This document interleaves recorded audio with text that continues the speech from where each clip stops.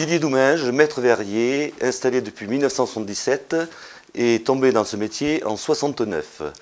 Mon métier, c'est les vitraux. Et les vitraux, ça va du vitrail profane au vitrail religieux. On fait un peu des deux, de la restauration, de la création.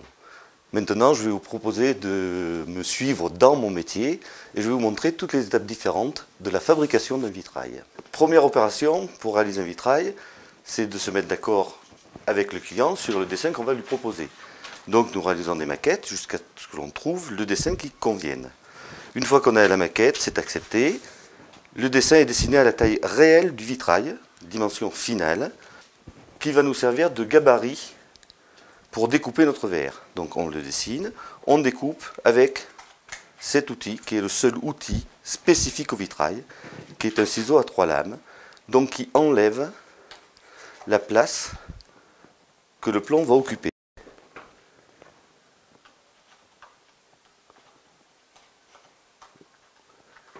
Une fois qu'on a fait tous ces gabarits, on découpe nos morceaux de verre. Donc je vais vous en couper un comme ça, vite fait, juste pour vous montrer. C'est très simple. Le verre, on a différents outils pour le couper. Roulette, diamant, voilà.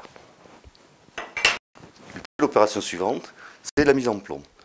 Entre-temps, dans ce cas particulier, chaque morceau de verre qui représente une fleur a été rehaussé avec de l'émail et de la grisaille. Une fois que l'on a découpé tous nos morceaux de verre, dans ce cas, en plus, on rajoute donc un émail et une grisaille pour donner du relief donc, au végétal.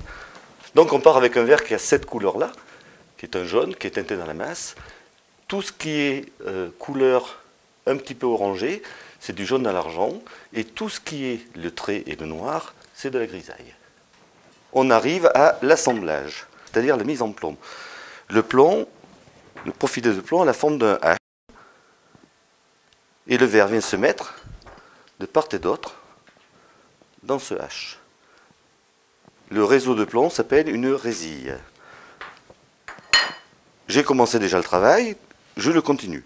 Je mets un plomb et un morceau de verre. Le plomb se coupe à l'aide d'un couteau. On tape et un marteau. C'est les deux outils pour assembler le vitrail, du moins.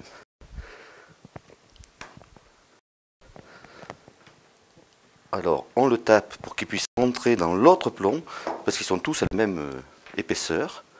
Dans ce cas, j'utilise du 7,5. Alors, 7,5, ça veut dire qu'il fait 7 mm en largeur et 5 mm en hauteur.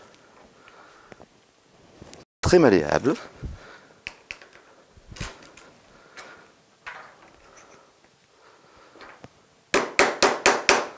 Je ne tape pas sur le verre, je ne tape que sur le plomb, c'est pour ça que je ne casse pas. Donc, ma distance qu'il me faut, voilà. Voilà la ma lie de plomb.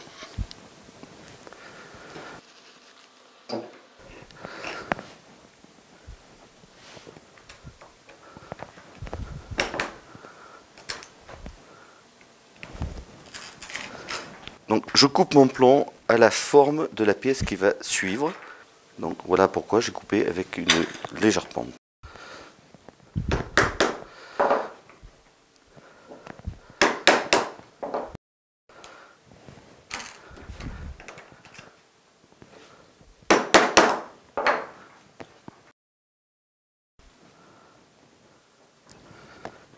Qui a quand même un angle de formée.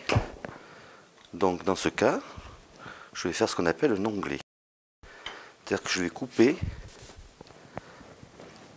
le côté du plomb sans aller couper le cœur du plomb.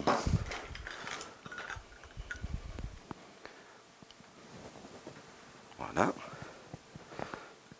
J'ai un autre onglet sur cette face-là.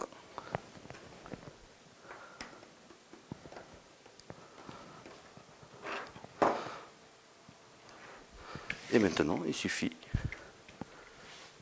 de l'amener à sa place.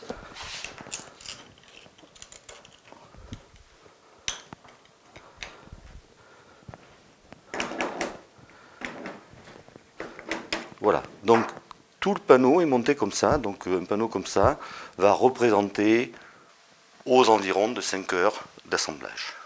On rabat le plomb sur le verre, c'est-à-dire qu'on écrase l'aile du plomb sur le verre. Donc tous les plombs sont rabattus.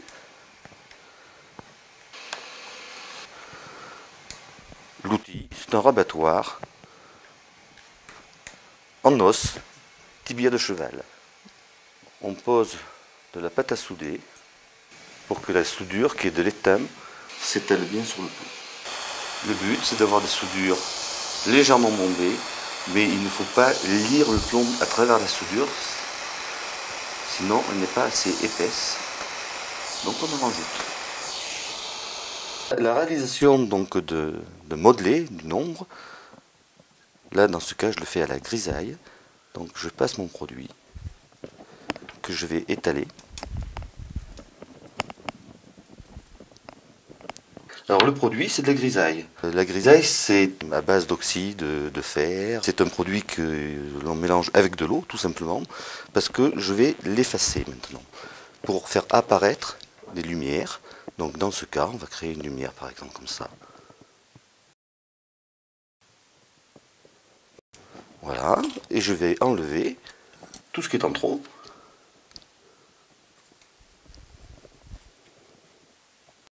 Avec ce système, on arrive à faire des dégradés comme vous avez sur ces pièces. Dernière étape dans la fabrication d'un vitrail, le masticage. Le masticage, c'est-à-dire que l'on met du mastic entre le verre et le plomb dans le vide qu'il y a ici, de façon à le rendre étanche. Le mastic est un mastic comme un mastic de vitrier, donc mastic relativement liquide, passé avec une grosse brosse, et on le pousse donc sous le plomb, pour garnir tout le vide que l'on a entre le verre et le plomb.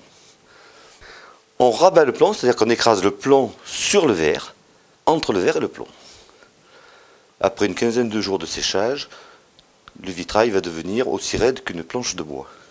On nettoie le vitrail, et pour cela, on met de la sciure, un chiffon, et on absorbe le surplus de mastic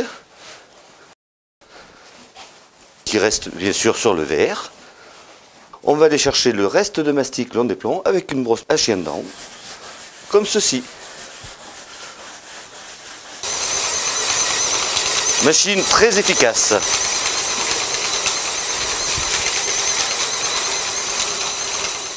Il ne reste plus qu'à enlever la sciure et le panneau est tout propre. Voici le résultat final.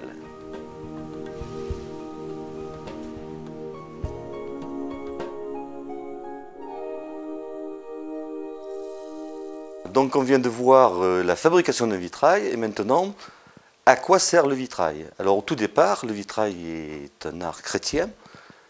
Il a été développé pour expliquer à la population la vie de Jésus, les évangiles donc, et la Bible.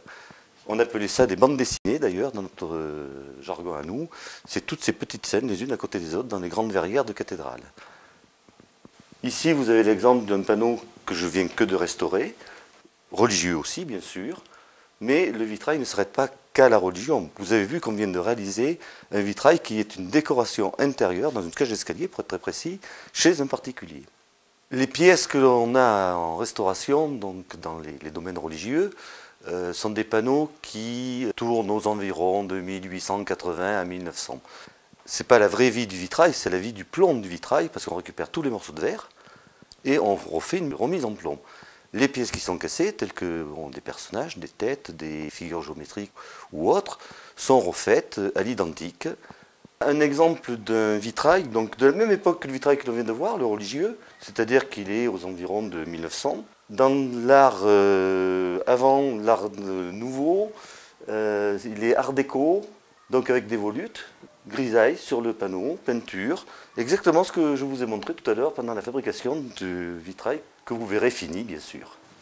Autre exemple, très moderne, spécialement fait pour aller à La Rochelle, comme vous pouvez le voir. Tous ces vitraux peuvent être posés en double vitrage, de façon à ce que vous ayez une isolation tout à fait normale, et le vitrail est pris en sandwich dans le vide du double vitrage, ce qui fait qu'on ne peut plus le toucher, donc là il est quasi éternel. Nous venons de voir le vitrail classique traditionnel, c'est-à-dire en surface plane, qu'il soit religieux ou profane, mais c'est un produit que l'on peut décliner en d'autres objets, notamment des miroirs, du funéraire, des tableaux ou du luminaire. On a fait le tour du métier de maître verrier, métier très agréable à vivre.